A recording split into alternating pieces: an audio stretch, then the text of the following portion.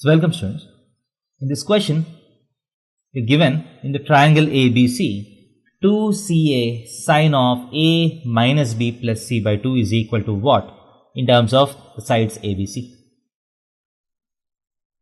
So we know that in a triangle ABC, angle A plus angle B plus angle C has to be equal to 180 degrees. So what is A plus C? So A plus C is equal to 180 minus B. So this A plus C can be written as 180 minus B. So this becomes 2AC sine of 180 minus B minus 2B by 2. That is equal to 2AC sine of 180 by 2 is 90 minus B.